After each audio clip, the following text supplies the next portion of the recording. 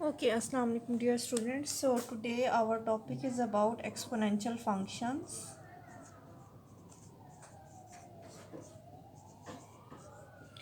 Exponential functions, right? So हम बात करते हैं कि exponential functions जो हैं वो हमारे पास क्या हैं, ठीक है? So the complex exponential function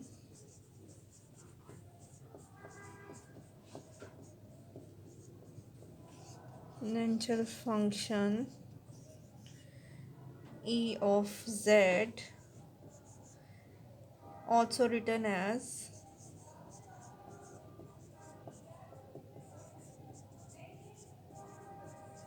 exponential of z. So this is equal to ez, this is equal to e की power x cos of y plus iota sin of y, right? इसको अगर हम कह दें कि ये हमारे पास इक्वेशन स्टार है, ठीक है? So e z extends the real exponential function ex of calculus in natural fashion, right? So the ez extends the real exponential function ex of calculus in natural fashion, right? So हम कुछ properties देखते हैं complex exponential की. So ez को हम basically क्या लिख सकते हैं? ex cos of y plus iota sin of y. तो अब हम कुछ properties देखने लगे हैं. One is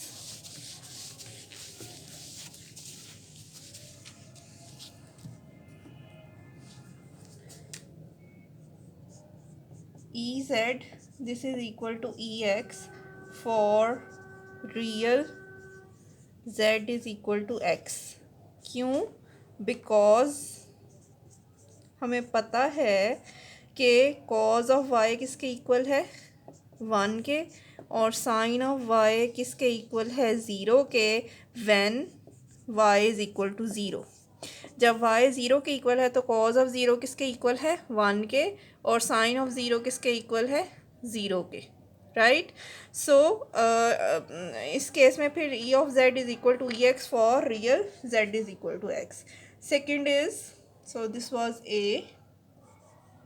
so b is e z is analytic for all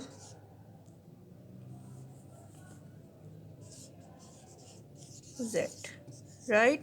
e of z should be analytic. so e of z analytic क्या क्या मतलब है? ये हम पीछे यही पढ़ते हुए आ रहे हैं, ठीक है? सो इसको दोबारा एक्सप्लेन करने की ज़रूरत नहीं है. सो क्या है? The derivative, c is the derivative of E Z is E Z. इसका क्या मतलब है कि अगर हम e की पावर z का डेरिवेटिव कैलकुलेट करें तो वो क्या आ जाएगा? e की पावर z ही आ जाएगा, ठीक है? हम इसको करके देखते हैं कि अगर हम e की पावर z का डेरिवेटिव लें तो क्या वो e की पावर z के इक्वल आता है या नहीं आता, ठीक है? सो हम इसको सॉल्व करके देखते हैं. सो इफ़ आई से कि e की पावर z का complement, so this is equal to e की power x cos of y, इसका आपने डेरिवेटिव लेना है with respect to x, plus iota e की power x sine of y, इसका डेरिवेटिव लेना है आपने विद रिस्पेक्ट टू x, ठीक है? सो जब हम इसका डेरिवेटिव पार्शियल डेरिवेटिव कैलकुलेट करेंगे, क्योंकि दो वेरिएबल का फंक्शन है x और y, दो वेरिएबल है, तो इसलिए पार्शियल डेरिवेटिव, इसका partial derivative with respect to x क्या आ जाएगा? कॉज ऑफ y कांस्टेंट है, और e की पावर x का डेरिवेटिव e की power x, plus iota as it is, e की पावर x का डेरिवेटिव e की पावर x, और साइन ऑफ y क्या है? कांस्टेंट, ठीक है? सो हमारे पास आंसर आ जाएगा e की power x cos of y plus iota e की power x sine of y which is equal to e की power z, right? So this is our required function. So a function f of z that is analytic for all z is called an entire function. Thus Ez is entire, just as in the calculus for just as in calculus the function relations. ठीक है, so function के relations जो हैं वो क्या हैं, हम इनको देखते हैं कि किस तरह के relations हैं. कम्प्लेक्स नंबर्स के अंदर फंक्शन के रिलेशंस किस तरह के हैं. सो इफ़ आई से कि हमारे पास e की पावर क्या है z1 प्लस z2. ठीक है, यानी ये कम्प्लेक्स नंबर है और उसकी पावर क्या है z1 प्लस z2, तो हम इसको लिख सकते हैं e की पावर z1 इंटू ई की पावर z2. ठीक है, तो that holds for any z1 this is equal to x1 plus iota y1 and z2 this is equal to x2 plus iota y2. Right, since हमारे पास क्या है e की power x1 into x2 किसके equal है, e की power x1 plus x2 के, यानी रियल पार्ट्स में अगर x1 x2 के रियल पार्ट्स जो हैं वो मल्टीप्लाई हो रहे हैं तो e की पावर x1 प्लस x2 आ जाएगा. ठीक है, सो अगर हमारे पास हो कम्प्लेक्स नंबर e की पावर z1 इंटू ई की पावर z2, तो इसको लिखा जा सकता है e की पावर x1 प्लस x2 और साथ में इनके arguments y1 plus y2 plus iota sine of y1 plus y2. ठीक है, सो इधर से हम क्या लिख सकते हैं कि ये क्या है e की power x1 cause of y1 plus y2 plus e की power x2 iota sine of y1 plus y2. ठीक है, सो दिस इम्प्लाइज दैट हमारे पास क्या आ जाएगा, this is equal to e की पावर z1 प्लस z2. ठीक है, इस तरह से हम इसको लिख सकते हैं. फिर हमारे पास क्या है, इंटरेस्टिंग केस क्या है, ये हमारे पास इक्वेशन 1 थी बेसिकली. इस इक्वेशन 1 का एक इंटरेस्टिंग केस है और वो क्या है,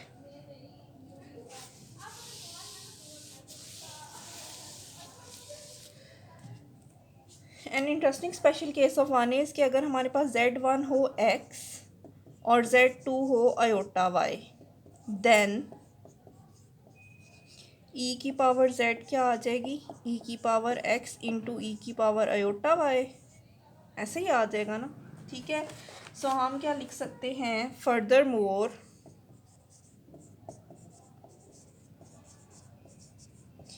z किसके इक्वल है, आयोटा y के. ठीक है, सो अगर z आयोटा y के इक्वल है तो इक्वेशन स्टार जो हमने लिखी थी, ठीक है, इक्वेशन स्टार क्या थी, इक्वेशन स्टार थी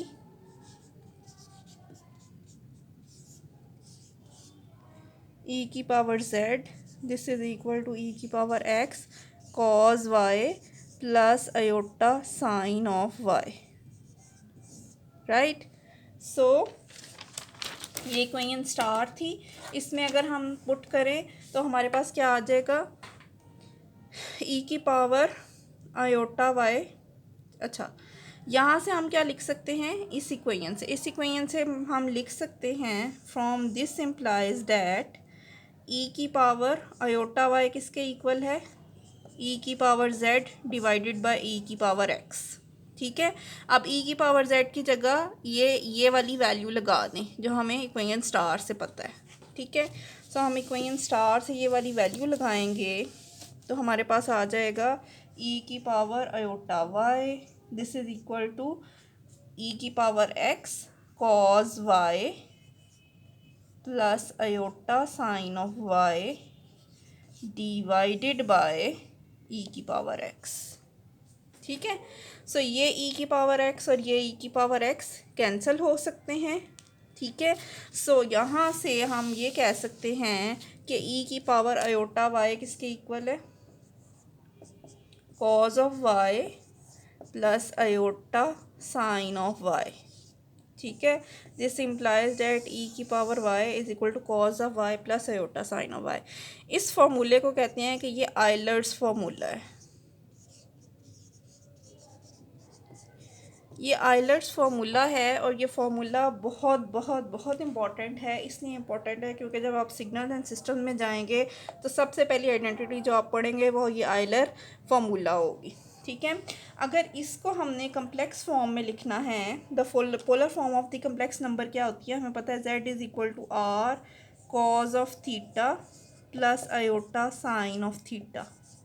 ठीक है, सो उसके लिए हम क्या लिख सकते हैं, z is equal to r e की पावर आयोटा थीटा। ठीक है, इस तरह भी लिखा जा सकता है, ये है ना ई की पावर आयोटा थीटा आ जाएगा इसकी जगह पे। सो ऑल्सो अगर हमारे पास हो y is equal to 2 pi, also if y is equal to 2 pi, ठीक है, सो देन उस केस में हमारे पास ये आइलर फार्मूला जो है वो क्या हो जाएगा, ये वाला जो आइलर फार्मूला है वो आ जाएगा e की पावर 2 पाई आयोटा, y की जगह 2 पाई पुट कर दिया, this is equal to cos of 2 pi plus iota sine of 2 pi. ठीक है, और r यहाँ पे मैंने क्या लिया है, r मैंने कंसिडर किया, हाँ जी, आइलर फार्मूला में तो r मतलब यहाँ पे नहीं है, वो सिर्फ ये वाला पार्ट है आयोटा वाला। ठीक है, सो जब हम यहाँ पे पुट कर लेंगे इसको, सो इधर से हम लिख सकते हैं e की power 2 pi iota, cause of 2 pi is यानी कॉज ऑफ 0 या कॉज ऑफ 360 या कॉज ऑफ आगे चलते जाएंगे तो ये 1 है, प्लस ये cos of 0 sine of 0, sine of 2 pi, sine of 4 pi, ये सब क्या हैं, 0 हैं। ठीक है, सो e की power 2 pi is basically equal to 1। ठीक है, ये इम्प्लाई कर रहा है कि e की power 2 pi is equal to 1 है। ठीक है, सो इसी तरह जो है वो आप बाकी भी प्रूव कर सकते हैं आइलर फार्मूला के अंदर वैल्यूज़ पुट करके। ठीक है, आपने वेरीफाई करना है, please verify, it is your homework, please verify e की पावर पाई आयोटा बाई 2 यानी pi by 2 iota is equal to iota, e की power pi iota is equal to -1, e की power minus pi iota by 2 is equal to minus iota, and e की power minus pi iota is equal to -1। So ये आपने verify करने हैं। ठीक है, और फिर मुझे बताना है कि ये आपसे हुए हैं या नहीं हुए। ऑल्सो हमारे पास क्या है,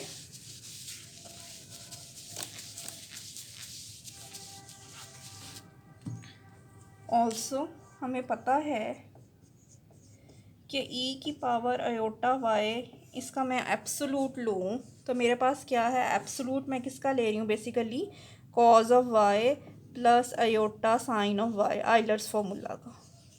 ठीक है, सो इसका क्या आ जाएगा, cos square theta plus iota square sine square theta ना, तो sine square theta, cos square theta plus sine square theta, this is equal to under root of 1 which is basically 1, right? So for pure imaginary exponential, for pure imaginary exponential, pure imaginary exponential से क्या मुराद है कि इस वक्त ये जो exponential है वो क्या है, ये इमेजिनरी है, प्योर इमेजिनरी है। क्यों? क्योंकि इस वक्त इसका रियल पार्ट क्या है, ज़ीरो। ठीक है, सो यहाँ पे जब रियल पार्ट ज़ीरो है तो उस वक्त पूरा का पूरा एक्सपोनेंशियल क्या है, इमेजिनरी है, तो इसका हम कह रहे हैं प्योर इमेजिनरी एक्सपोनेंशियल। उसके लिए क्या होगा, एब्सोलूट फंक्शन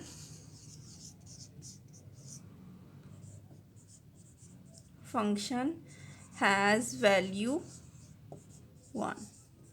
ठीक है, for pure imaginary exponential absolute function has value 1।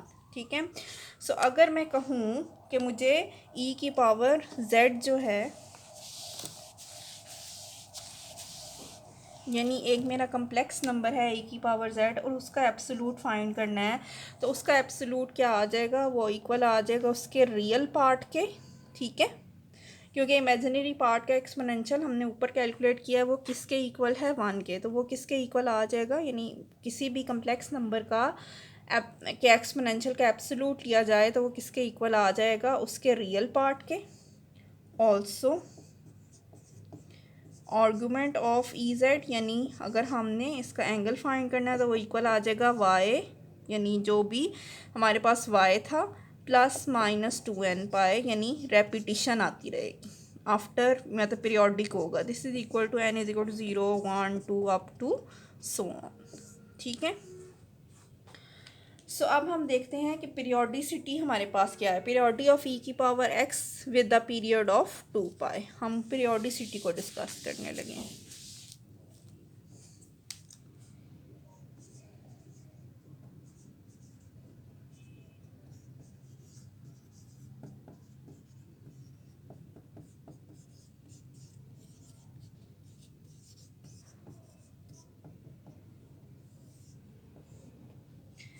सो अगर मैं कहूँ कि मेरे पास क्या है, ई की पावर जेड प्लस 2 पाई आयोटा। ठीक है। सो ई की पावर जेड प्लस 2 पाई आयोटा जब करेंगे तो वो इक्वल आ जाएगा ई जेड के। यानी क्या होगा कि after a specific period of time मेरा कम्प्लेक्स नंबर क्या कर रहा है, अपने आप को रिपीट कर रहा है। ठीक है। यानी जेड ई की पावर जेड कम्प्लेक्स नंबर था, उसमें मैंने 2 पाई आयोटा ऐड किया तो मेरे पास वापस जो है वो कम्प्लेक्स नंबर आ गया for all Z, all Z के लिए। ठीक है। दिस इज़ बिकॉज, ये क्यों होता है, हमें पता है cos of y and sine of y वो दोनों क्या हैं, बोथ आर पीरियोडिक। दोनों पीरियोडिक फंक्शंस हैं ना, दोनों मतलब after a period certain period वो अपने आप को रिपीट करते हैं। ठीक है। Hence all values that w is equal to ez can assume or already assumed in the first cycle। ठीक है। can assume or are already assumed in the first cycle, या हॉरिजॉन्टल स्ट्रिप कह सकते हैं इसको। ठीक है। फर्स्ट पीरियड के अंदर ही वो सारी एज्यूम हो सकती हैं। ठीक है। सो इसका मतलब क्या है कि हमारी जो वाई की वैल्यूज़ हैं वो माइनस पाए और प्लस पाए के दरमियान में अगर वेरी करेंगी, इसका मतलब ये है कि अगर जो मेरी वाई है उसकी वैल्यू माइनस पाए और पाए के दरमियान में जो इसकी वैल्यूज़ हैं, उसके बाद क्या है, उसके बाद there is no change in the values, क्योंकि cos of zero is zero and cos of 180 के दरमियान में मैक्सिमम वैल्यू आ जाएगी 1। फिर मतलब 0 और 1 के दरमियान में, सॉरी -1 और 1 के दरमियान में वैल्यूज़ वेरी कर सकती हैं। इसी तरह इसको हम कह सकते हैं पाए और माइनस पाए के दरमियान में वैल्यूज़ वेरी कर सकती हैं। माइनस पाए से पाए कह लें या 0 से 2 पाए कह लें। ठीक है। 0 से 2 पाए कह लें इसको या माइनस पाए से पाए कह लें, एक ही बात है। तो हमें पता है कि 0 से लेकर 2 पाए तक अगर मैं कहूँ कि कॉज 0 है तो उसके आंसर वैल्यू क्या है, 0। कॉज 180 है तो उसकी सर्टन वैल्यू है। कॉज जो है वो 270 है तो उसकी सर्टन वैल्यू है। कॉज 3, फिर 360 आया, फिर 0 हो गया। ठीक है। सो ये जो है ये 0 से पाए कह लें या माइनस पाए से पाए कह लें। ठीक है। सो हम इसको माइनस पाए से पाए कह रहे हैं कि इस पीरियड के दरमियान में हमारी जो है वो हॉरिजॉन्टल स्ट्रिप जो है उसके अंदर ऊपर सारी वैल्यूज़ एग्जिस्ट करती हैं। This infinite strip is called the fundamental region. इस स्ट्रिप को क्या कहते हैं, ये हमारे पास क्या है, फंडामेंटल रीजन। ठीक है। इसकी डायग्राम, इस रीजन को हम कह रहे हैं फंडामेंटल रीजन या फंडामेंटल पीरियड कहते हैं ऑफ ई जेड। सो ये जो है इसकी डायग्राम आपके पास बुक में मौजूद है तो आप वो वहाँ से देख सकते हैं। ठीक है। So let's solve example number 1।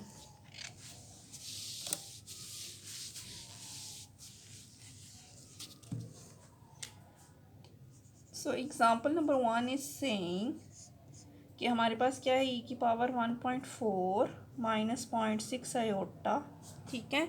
So this is equal to e की पावर 1.4, ठीक है। सोल्यूशन करना है। ई यहाँ पे रियल पार्ट क्या है 1.4, इमेजिनरी पार्ट क्या है 0.6, ठीक है। सो हमारे पास जो इक्वेशन स्टार थी वो क्या थी, ई की power x cos of y, e की पावर जेड हो तो हम उसको लिख सकते हैं ई की power x cos of y plus iota sine of y. यही फॉर्मूला मैं यहाँ पे यूज़ करने लगी हूँ। सो हमारे पास आ जाएगा ई की power 1.4 cos of 0.6 minus iota sine of 0.6, right. So हमारे पास यहाँ पे आ जाएगा दिस इज़ इक्वल टू, ये कैलकुलेटर से सॉल्व करेंगे आप, ई की पावर 1.4 तो 4.055 cos of 60 is 0.8253 minus 0.5646 iota, ठीक है। इसको मज़ीद सॉल्व करेंगे तो आ जाएगा 3.347 माइनस 2.289 आयोटा, ठीक है। नेक्स्ट हमारे पास क्या है, अगर हमने ई की पावर 1.4 माइनस 1.6 आयोटा का एब्सोल्यूट फाइंड करना है तो हमें पता है ई की पावर जेड का कम्प्लेक्स नंबर का एब्सोल्यूट किसके इक्वल आ जाएगा, ई की पावर एक्स के, ठीक है। सो इधर से हम लिख सकते हैं कि ये किसके इक्वल है, ई की पावर 1.4 विच इज़ 4.055 के, ठीक है। नेक्स्ट क्या है, आपने फाइंड करना है आर्गुमेंट ऑफ ई की पावर 1.4 माइनस 0.6 आयोटा, ठीक है। सो आर्गुमेंट यहाँ पे क्या है, ये वाला इमेजिनरी पार्ट। सो इधर से हम डायरेक्ट लिखेंगे कि माइनस 0.6 जो है वो इसका आर्गुमेंट है, ठीक है। तो सिमिलरली आप मज़ीद आगे सोल्यूशन करते हैं, मज़ीद एग्जांपल्स हैं हमारे पास है ई की पावर 2 प्लस आयोटा, ठीक है। सो क्या आ जाएगा, ई की power real part cause of angle plus iota sine of angle, ठीक है। ये 1 आयोटा है ना बेसिकली, तो इसलिए 1 लिखा है। तो हमारे पास आ जाएगा इसी तरह ई की, इसको आगे सॉल्व कर सकते हैं। ई की पावर 4 माइनस आयोटा को लिखेंगे ई की power 4 cause of 1 minus iota sine of -1, ठीक है। यहाँ पे भी बेसिकली -1 ही है, लेकिन हमें पता है cos of -1 is equal to cos of 1, ठीक है। नेक्स्ट हमारे पास क्या है जी, यहाँ पे प्लस आना था तो इधर हम इसको लिख सकते हैं ई की power 4 cause of 1 minus iota sine of 1, आपकी बुक वाले ने ऐसे लिखा है इसको, ठीक है। नेक्स्ट हमारे पास क्या है, ई की पावर 2 ई की power 4 cos square 1 plus sine square 1, ठीक है।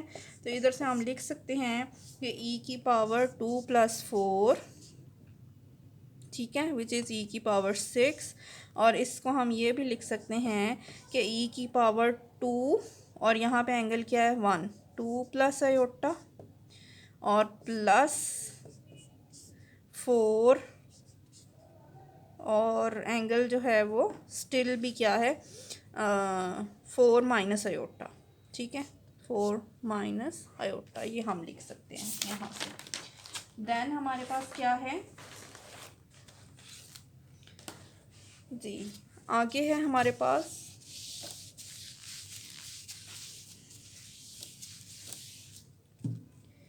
ई की power z, this is equal to 3 plus 4 iota, ठीक है। So this is equal to e z का modulus, so this is equal to e की पावर एक्स।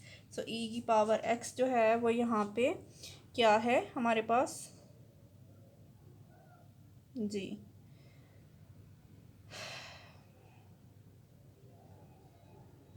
ई की power x जो है मतलब रियल पार्ट क्या है, एक्स निकालने के लिए हमें क्या करना पड़ेगा, x is basically 3 plus 4 iota है ना, ठीक है। तो इसका रियल पार्ट क्या आ जाएगा, अंडर रूट ऑफ इसका स्क्वायर 3 का स्क्वायर प्लस 4 का square which is basically under root of 9 plus 16. This is equal to under root of 25. This is equal to 5. ठीक है, so e की पावर 5 आ जाएगा. तो e की पावर 5 जो है, ठीक है, e की power x is equal to, sorry, e की पावर x जो है वो 5 के इक्वल है. e की पावर x 5 के इक्वल है, तो इधर से आ जाएगा x is equal to log of 5. ठीक है, x is equal to log of 5 which is 1.609. Right जी. देन हमारे पास क्या है, हमें ये पता है कि e की पावर x, यहाँ से हमें ये पता है कि e की power x cos of y किसके इक्वल है, 3 के, ये, और प्लस, और दूसरा क्या है, e की power x sine of y किसके इक्वल है, 4 के. ठीक है, यहाँ से हम cos की वैल्यू निकाल सकते हैं. cos of y is equal to 0.6. ठीक है, क्योंकि e की पावर x क्या था, 5.